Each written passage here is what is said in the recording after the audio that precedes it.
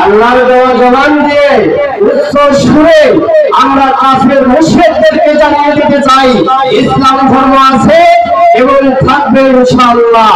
সবাই আমার সাথে যখন লিল্লাহি তাকবীর বলবো তখন উচ্চ সুরে আল্লাহর দেওয়া জবান দিয়ে আমরা আল্লাহর প্রশংসা, আল্লাহ সবার চেয়ে বড়, আমরা এই ঘোষণা করব ইনশাআল্লাহ।